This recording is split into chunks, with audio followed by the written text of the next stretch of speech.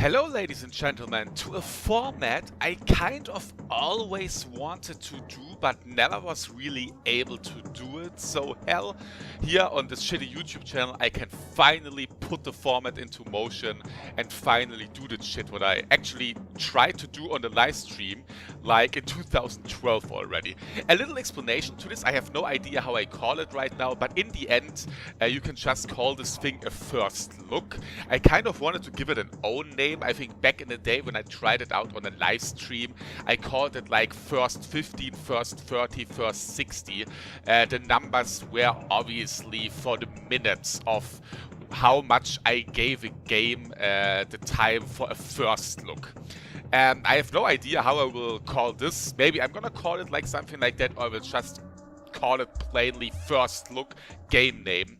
But yeah, what can you expect here? Here you can expect that I look at new video games and at old video games and I give them round about 15 till 60 minutes. It depends how big the video game is and how much it has to offer to give the game a first look and to give you guys a little insight to if it's actually worth it or not. I mean, it is always a first look. You have to remember that it's not a full-thrown review, you have to keep that in mind, that if I say, oh my god, this game is incredibly awesome, and you're probably gonna try it out and after like 3 hours or something like that the game goes bad, that I obviously was not able to judge this. This is just like a little format where I'm gonna look at the game. I'm gonna look at the game in the first 15 minutes till 60 minutes. And then you get an impression, I get an impression. And yeah, I mean, the first look thing is getting made all over the internet since like ages. And it's like a format that is like well established already. And I always wanted to do this. So I would say we're gonna go straight into the action. And the first game that I'm gonna first look is Turok. This is actually a game that I know inside out, but the PC re-release or the PC HD re-release came upon us in the last days, and I was like thinking Turok is one of my most favorite games, and why not start this first look series up with Turok Dinosaur Hunter. And I would say, a little thing, this video will be in 30 FPS again. I still have a few problems when it comes to the video capture software. Some games I can actually record on 60 FPS while playing them on 60 FPS. This game, if I record it on 60 FPS, it goes down to 50 FPS. And even the game itself goes down to 50 FPS. And now I record it in 30 FPS and the game itself plays in 30 FPS now too. It's kind of fucked up. I don't know if it has something to do that this game uses OpenGL and not DirectX. But yeah, I think this is not that important. I just want to make sure, I just want to make clear to you guys that this game actually runs with butter smooth 60 FPS that you will not see right now on YouTube. I need to get a whole 60 FPS debacle finished soon, or maybe you guys don't care about the 60 FPS anyway on shitty YouTube videos. Maybe you can give me a little bit of feedback there. But yeah, we would say enough talking. We're gonna go straight into Turok Dinosaur Hunter, and the first look starts now. So yeah, welcome ladies and gentlemen to Turok Dinosaur Hunter. We pretty much get the objective right in front, locate the hub ruins, use the keys to open the level portals. So in the end, what is Turok? Turok is an ego shooter. You can clearly see that Turok is an ego shooter. And the first thing that we're gonna see in this game is that the fog, we can see farther. Like, they reduced the amount of fog that was in the game. Like, this game came out on PC and on N64 back in the day. I think it was 97 or 98. And you were not able to look like 5 meters in front of you because the fog that you see in the background was pretty much 5 meters in front of you. So this is like one big cool thing already that they added in the HD remaster, however you want to call it. You can see a little bit farther. As you can see, it's still not that far, but it is a little bit better and it ups the experience by a lot. It ups the experience by a lot that you can see a little bit further. Like I said, it's not that much, but it is definitely helpful. Right now we are Turok here, And we are only equipped, I think, with a knife. Yeah, I think at the beginning we are only equipped with a knife. Oh, we even have the bows already. Okay. And yeah, what is Turok? Turok is an ego shooter, as you can clearly see. And what kind of pains me is that the Turok franchise, that obviously ate dirt at some points, that it's non-existent for people. There's always the talk about, you know, how Halo revolutionized the ego shooter genre for console games. And to a point, this is obviously true. To a point, this is clearly true. Halo did a lot for the console shooters back in the day when it came out in 2001. But it always hurts me if people talk about Halo like that, how much it did for the console shooters, but no one is actually mentioning Turok. Like I said, Turok came out in '97 and it was pretty much, was it the first real 3D shooter on a console? I would go so far and say it was the real 100% 3D environment shooter on a console. There was probably some more stuff on PlayStation and shit like that, but I don't know if they worked with sprites and stuff like that. But yeah. What are the key factors about Turok? The key factors about Turok is that for its day when it came out, the game is incredibly huge. By the way, we just picked up a level 2 key, and this is pretty much the whole concept of the game. We have here a little key option thingy, and there you can see we have 1, 2, 3, 4, 5, 6, 7, 8 levels in this game, and every level has a set of keys that you can find. And these keys are unlocking the other levels, what means in level 1 I can find the keys to unlock level 2 and 3, and so on with 2, 3, 4, 5, and 6. So it is kind of definitely not as straight Call of Duty-ish ego shooter. Sometimes you really need to go out of your way in this game and search every, how is it called, nook and cranny of the environment. Oh, we have an enemy here. Every part of the environment to maybe find hidden passages and stuff like that. And one thing that helps us with that is this overlay map.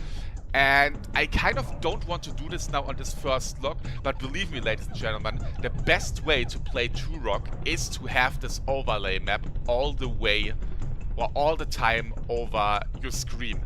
I think for watching someone play this game, if he plays with the overlay map all the time, for someone that just watches, it is quite annoying. But if you play it yourself, the overlay map is your best friend. Plus, you see the triangle in the middle, that's us on the map. You can actually use that as a crosshair because you don't have a crosshair if you play normally.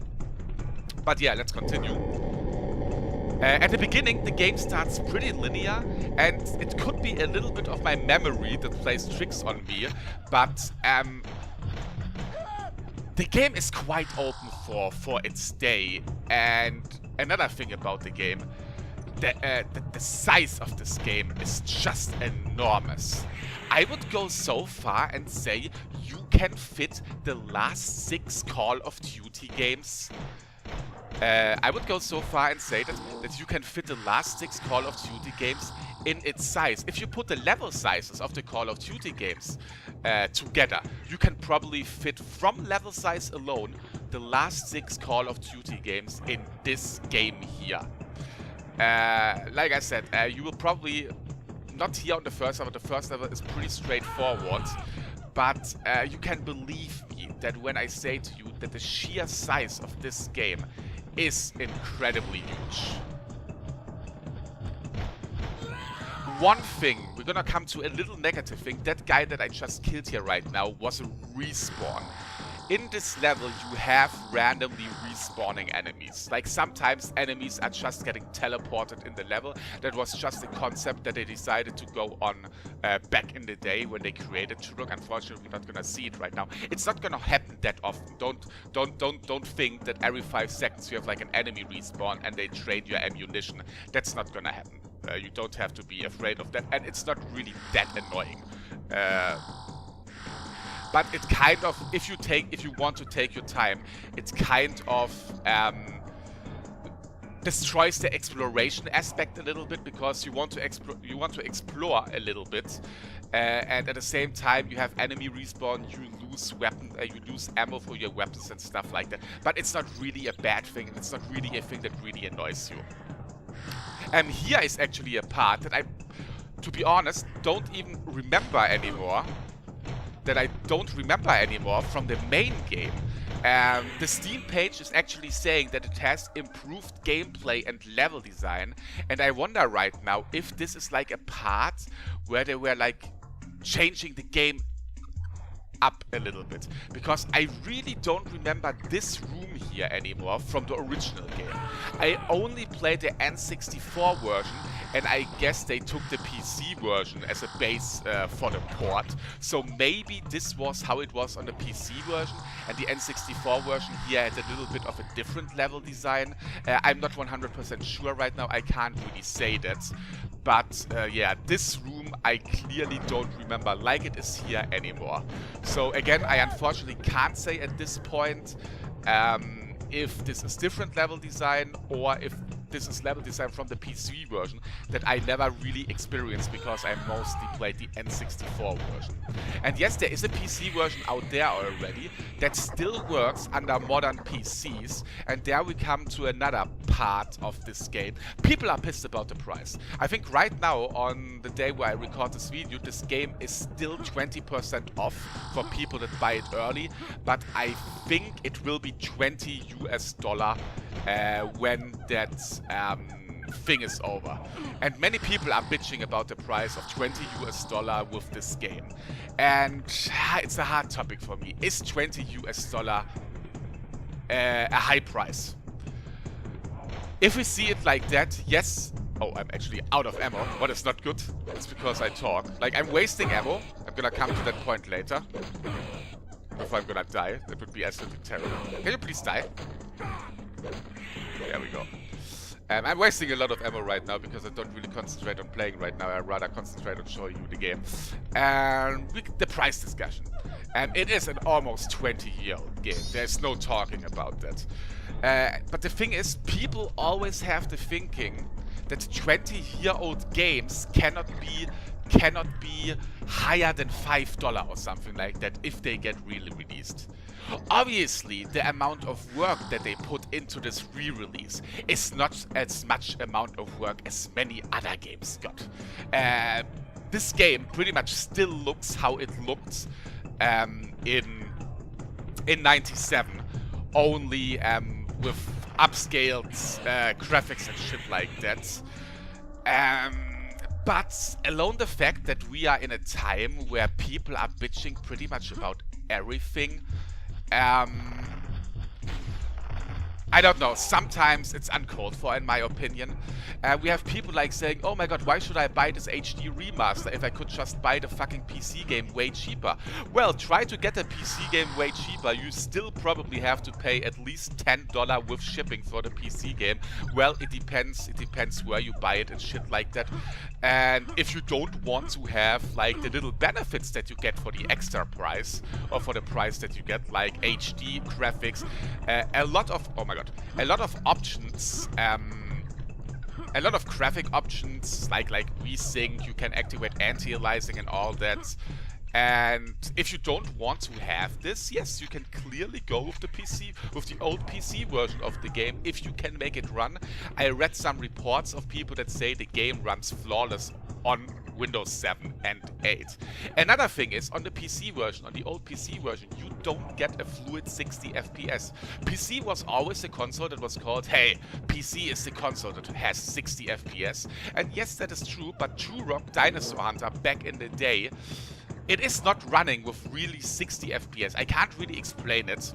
The game pretty much runs a little bit better like the N64 version, but with the PC version here, you will get probably in its fluidness, if you can say it like that, the best experience of Turok Dinosaur Hunter that you can get. Plus, on Steam, you get achievements. Who cares about that?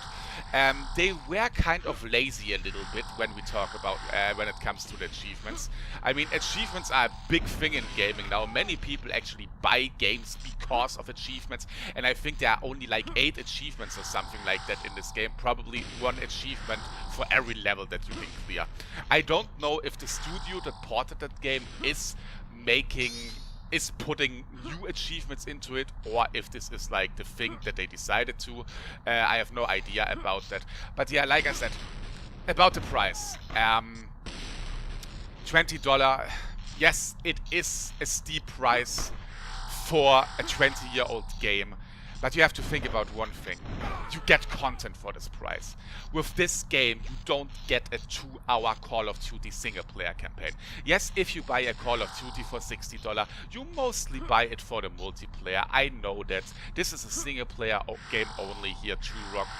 At least the first one, but you get an incredible amount of content and you get a wonderful old school shooter game. Like I said before, that you can probably put 5 or 6 single player campaigns of Call of Duty in the last 6 years of the releases into this game because Turok 1 is an incredible, huge game. An incredible open game. I don't really want to call this game open world. It clearly is not open world.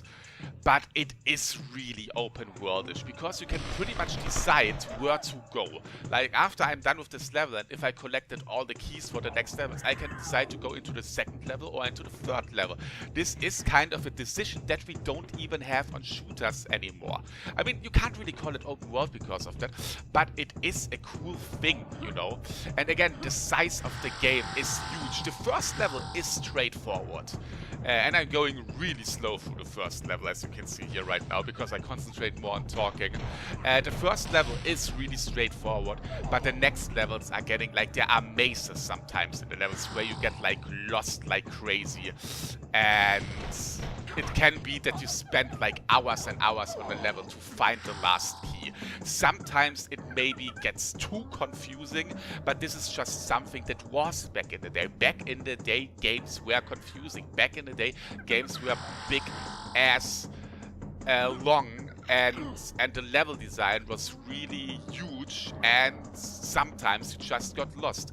But again, that's why you have this overlay map. That looks like shit. There is no talking about that this overlay map looks like shit. Like, I had seen people already that flame this map. This map looks like bullshit. And I have to tell to these people, what the fuck is your problem?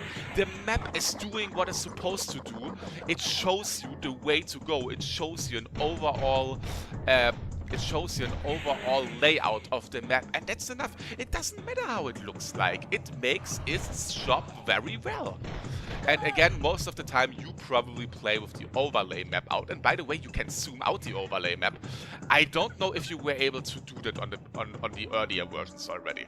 But yeah, you can pretty much zoom it out. And if you're in one of the later levels, you will probably see how incredibly huge this game is. So, about the price discussion, I can understand people saying that $20 is way too much for this game. I can definitely understand it. Like, I'm not a not understanding guy. I can understand it. But to make a big deal about this and like pretty much saying, I'm not gonna buy the game because of that, and I'm so pissed and I have nothing better to do as to fucking spam the Steam forums with that I don't buy it because it's too fucking expensive. Hell, if it's too fucking expensive, motherfuckers, then just wait for a sale. Jesus Christ, this game will probably 50% off on a Christmas sale, and then you will get it for like $10. I'm talking about Steam all the time right now. Another cool thing is that you can get a DRM-free version of this game on GOG.com. I definitely don't want to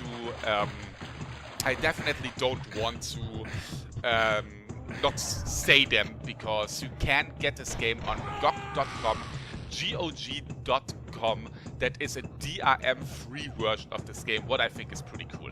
Here we have a little bit of the jumping mechanics, and if people bitched about something back in the day, doesn't matter if it were players or if it were reviewers, it was the jumping, the platforming. The platforming is pretty hard. But there is a little trick to the platforming that makes it ridiculously easy that many people were actually not thinking about back in the day. By the way, here we have a checkpoint. And yes, this game works with a checkpoint system, and as I see here right now, we can't save the game here. We can't save the game here, even in this HD re-release, it seems. Maybe there is like a quick save option, but I don't think so. But you have checkpoints, and as you can see to the bottom, to the top left, we have lives. If I die now here, for example, 2 times, it's game over. I will die, I will respawn here, I will die, I will respawn here, I will die, I have no life anymore, and it's game over, ladies and gentlemen. The game will be over, and I have to start from the beginning again. There are save points spread across the levels, but let me make one thing clear for you, ladies and gentlemen. There barely are save games, and you will go game over pretty fast in this game if you never played it before. It is a pretty tough game to play. There is no talking about it. The game was published by Acclaim back in the day. Rest in peace, Acclaim.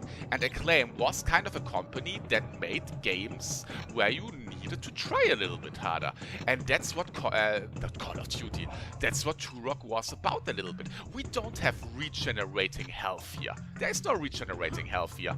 If you have low health, you have low health. And if you have low health and there is a part coming in this game where you probably can't finish the part with low health, you can't finish the part with low health and you will die. This is a classic ego shooter and it feels so refreshing to actually play a shooter like this again. But like I said, there are save points. Like, every level probably has like 2 or 3 save points. And speaking about save points, we actually reached the save point right now. Another thing with this game, the enemies have ridiculously... let me actually kill this guy because I don't want to killed. The death animation of these enemies are incredibly well done. While in shooters today, you barely have death animations. And let's be honest, it's a little bit crazy to talk about death animations. But while in a Call of Duty game, most people die the same way or die because of a stupid ragdoll system. Here, Turok, they added for the time when it came out a ridiculous amount of death animations. And there you can see how much of detail this game actually has. It depends where you hit them. You can actually hit them in the neck and then they bleed out of the neck and they hold their neck and everything. If you hit them in the head, they actually die like they died there. If you hit them on the foot, on the feet, they actually hold their feet and shit like that. It's actually really, really well done. Here we have one of the save points. Oh, someone is shooting at me. Here we have one of the save points. Do you want to save your game? Hell yeah, we want to save our game. And yeah, if I would die now, I would respawn at the checkpoint. And there's another thing, a little tip if you really decide to play this game. If you actually die near a save point, like right here, don't continue from the checkpoint because you respawn from the checkpoint with 1 life. You should just reload your game because you will be here. And like I said, you can go game over. There are no continues. At least in the main game, there were no continues. On the end of this presentation, I will purposely... Here's the animation that I was talking about. At the end of this presentation, I will purposely kill myself to see if the game over is still in or if they added a continue function.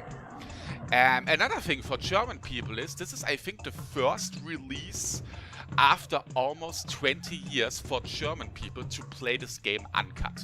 The German version, it doesn't matter if it was PC or N64, was incredibly censored in Germany. Instead of humans, you had robots and shit like that. It was not fun to play. And here we have a little bit about the platforming. Let me actually get rid of the map. The platforming is tough in this game because it was like one of the first games that kind of made, like, you know, first-person platforming. And trying to jump up there like this is really hard because you pretty much have to do it blind. I will probably able to do it without a problem because I just love the game, yeah, as you can see. But there is actually a really easy trick even to later platforming sections. That will help you out a lot. It's the overlay map again. Just look at your triangle. Don't even look at the game itself. Just look at the triangle. And as soon as you're over the platform here, you just stop. You pretty much play these parts of the overlay map and you make them incredibly easy. Again, it is definitely a valid negative point that the platforming is incredibly hard later on. But this little trick with the overlay map is helping a lot. And as you can see, we are back at the beginning. So you can clearly see that these levels are connected with each other. what is a cool thing, but because we went through here, we opened this place here right now. Yeah, gameplay-wise, I mean, gameplay-wise, there is not really much to say. I don't want to say anything about the AI, because we talk about a game that came out in '97. AI-wise, there is nothing much to expect. If people shoot on you, they mainly hit you. It's not that you can really dodge bullets or something like that. You can't do that, but it's just because of the mechanics back in the day. You pretty much get the '97 game in its difficulty, in its game mechanics. They said something about improved gameplay. I don't really know what they mean with that. That they mean that you get more ammunition or something like that, and I think I will not really find that out on this first look. I probably have to play the game myself a little bit more for that. Here we have another bonus area. But yeah, the thing is, when I was actually looking at the game before I made the video, I needed to force myself to not play it. Oh shit, I got hit there. Oh my god. That was actually pretty bad. I needed to force myself to not play it because I got addicted to Turok again. So, we have pretty much... yeah, we have that done. The history. We can talk a little bit about the history of Turok and about the re-release of this. What is pretty cool, I mean, if this re-release sells well, that's the question, will it sell well, yes or no? But the hope is obviously there that if this re-release sells well, that we get the other Turoks, at least Turok 2. Turok doesn't have a lot of games. Like the main Turok games were Turok, Turok 2 Seeds of Evil, Turok 3, oh god, I don't even know what a subtitle for Turok 3 was.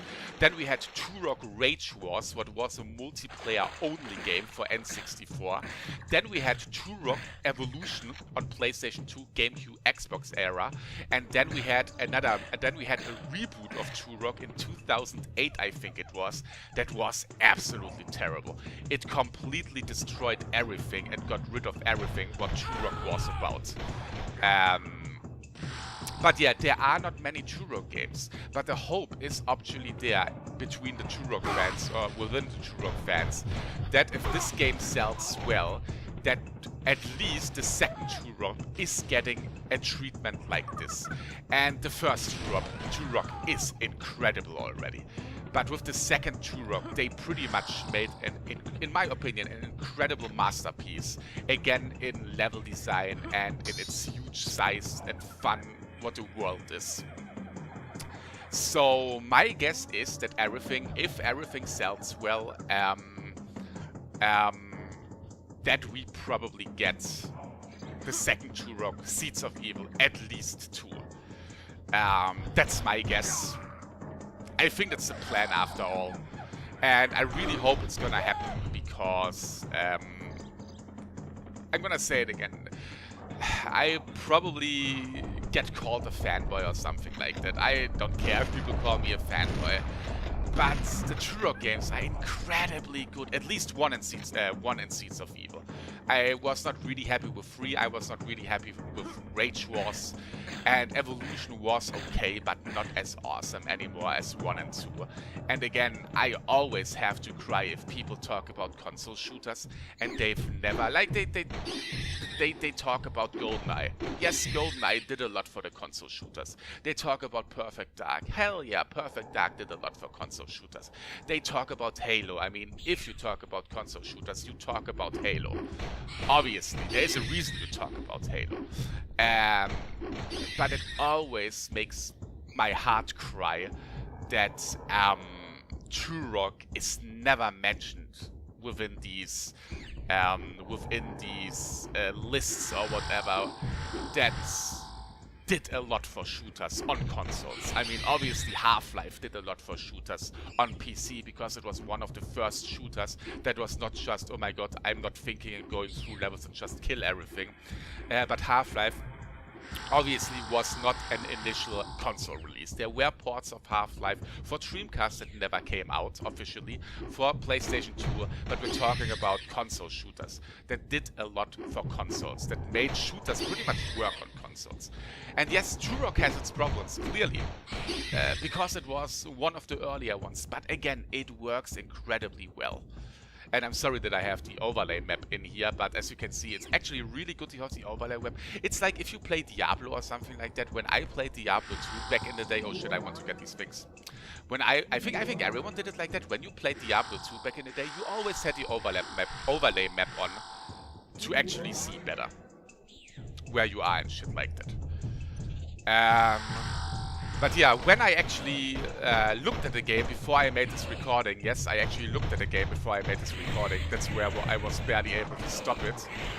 In the time that I'm doing right now, I was done with the first level already.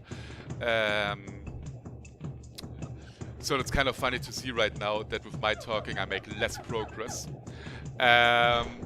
But yeah, obviously with these first look, I kind of don't want to lengthen them as longer as they need to be. I just really want to give you a first look of the game. And I hope that I really did not forget anything. By the way, here we have an item. This is I think invincibility. We go into this truck mode, and what is pretty cool is that now if I kill enemies, they're like getting killed like in slow motion or something like that. Yeah, or everything is in slow motion. It's a pretty nice feature. I mean, it's just like a bit of, you know, like we got the Super Mario star right now and are invincible for a short time. But yeah, I hope the feat that you see here right now is kind of showing you alone the size of this game. Again, the first level is not really showing the size of this game. And the levels are getting way more open, as you can see right now. Definitely, they're getting way more open, as you can see right now. But, yeah, obviously I don't really have the time to play now to the second and to the third level. There's a lot to see in this game. There's a lot to explore in this game. There's a lot to play with this game. To come back to the price discussion, yes, this game will be €20, $20, 20 whatever in your currency. Yes, it is probably a little steep. Is it called steep? It's probably a little bit high, but I would go so far and say you will get at least 10 hours of content out of this. And if you've never played this game before, and you don't use a walkthrough or something like that, you don't use internet maps or something like that, you will probably get 15 till 20 hours out of this game. And you will probably come to the point where you just go game over. I didn't die so far, but I could have gone game over already. And I needed to begin the game from the last save point. This is another thing that I'm a little bit afraid about right now. This game probably is too old school for most of the people right now. If let's say someone that only plays current generation shooters is playing this game, he dies and he sees that he has to start from the beginning, they will probably rage. So I don't really see that this game will get many new fans with this release, alone because of the graphical fidelity that it has. But it would be really nice to see that people are open for this game and that people give this game a chance. It is a really good package. If $20 are too much for you, just wait for a sale on GOG.com or on Steam. For me personally, I talk about me, $20 I pay with pleasure. We get an upgraded version. We get real 1080p, we get widescreen. I think there is a widescreen mod and everything for the PC version, for the original. And we get real fluid 60 FPS, not like the original PC version that runs on 60 FPS, but the game itself is not 60 FPS-ish, how you would actually think it would be. Maybe there's a mod for that too, I don't know right now. Plus, yeah, it's worth the money. I just see it, you know, I don't care if a game is old. I give a rat's ass if a game is old. I'm not gonna fucking judge prices by how old a game is. I'm not gonna say, oh my god, this game is 20 years old, I'm not gonna pay more than $1 for it. I judge the amount of worth that the game is by the amount of gameplay I get. And Turok, single-player-wise, gives you more gameplay than many other shooters that come out these days. So, I kind of need to find a place right now where I can kill myself real quick. Or you know what, I can actually reload the save game for that. I can actually reload the save game for that. Because I want to see if they added a continue function or not. But yeah, here we have another weapon. You get a bunch of weapons, obviously. Oh god, I'm stuck. You get a bunch of weapons, ladies and gentlemen. It's your classic ego shooter. I think you have 10 different weapons. And again, it's a blast into the past of a really well-working game. And these guys are not coming out, I think. But with that, I think I mostly said everything that I have to say. Again, you can get this game maybe cheaper in its original version. If you look at eBay, type in Turok Dinosaur Hunter PC, you will probably find some copies for $5 or something like that. It's obviously the decision of anyone how he wants to play this game, but I'm just kind of sick of this hate culture that we have, that I obviously am part of too. I obviously hate on stuff too. It's not like that I'm like Mr. You know, never wrong. I voice my opinion about stuff that I think are bullshit too. But the amount of hate that this game gets for the price is ridiculous. Then just don't fucking buy it. You are not forced to buy this game. And if you come with your, oh, the PC version, the original PC version is way cheaper argument, yes, then buy the original PC version and play this version. I just see a lot of benefits with this version. Less fog, higher resolution, it plays more fluid, it has proper widescreen support. You can play it with a fucking 360 controller without setting up any buttons. I mean, this is obviously just, you know, little things. But for the PC version, there was no 360 controller support for the PC version back in the day. And for me personally, the money is worth it, especially with the 20% off. Like, if you buy it, I think before the 24th or something like that, you get it for 20% off. So instead of €20, you pay 16. What is actually pretty cool. So yeah, with that I would say, gameplay-wise, we're gonna stop the first look. Here, for example. Good thing that I actually went there. Here we have a secret area, a completely optional area, and this thing is a part of the Chronoscepter. And this Chronoscepter part or piece you don't have to pick up, but if you get all the Chronoscepter pieces in every level, you will actually get an incredibly powerful weapon that only has 3 shots, and you pretty much only use it at the last boss, because the bosses are really tough. And I think I didn't talk about these Triforce shards. These Triforce shards, if you get 100 of them, you get a life. But yeah.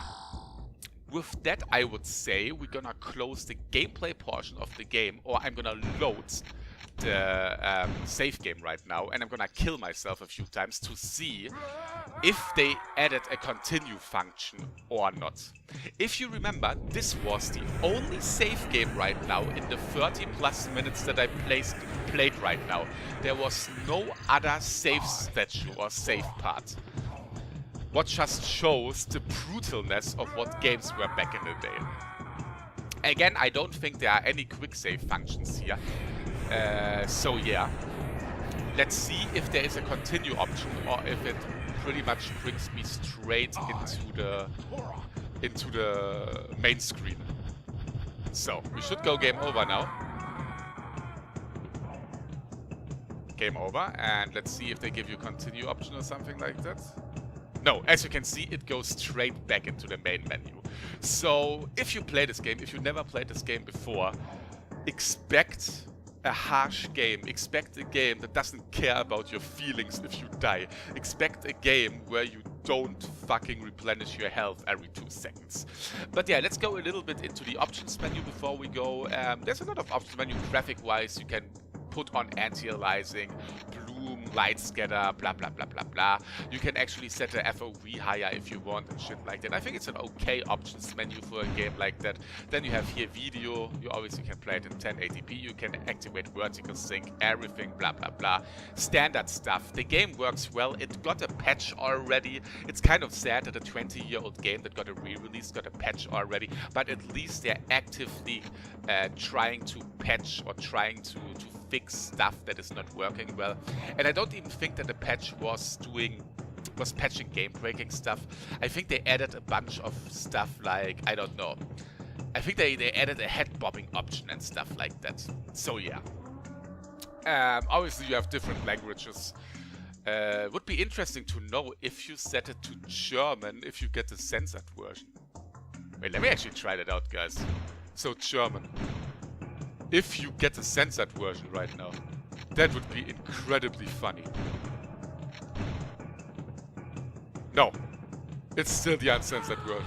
It would have been funny if you set it to German, that all the enemies were robots then. But yeah, no censored version included in this game. And I think that's not too bad of a thing. But yeah, ladies and gentlemen, that was Turok. After the first look that I did now with the PC version, with the PC re-release version, I can just say double thumbs up if you want to play a classic shooter. That's the most important thing, that's not holding your hand, that wants to kick your ass at times, and maybe at times is probably a little bit unfair. It's just because of the time that this game came out, they just wanted to kick your ass at certain points. This is the game for you. If you expect a Call of Duty experience where you pretty much just walk one path without going to the left, to the right, then you clearly should not touch this game at all. But if you are interested in old school shooters, or if you just want to go into a time machine and play an ego shooter that did a lot, in my personal opinion, for the genre back in the day, especially back in the day on consoles, on N64, then this is the game to be. And yeah, that was the first look of me playing a game and first looking it. I hope you liked it, and thank you very much for watching this.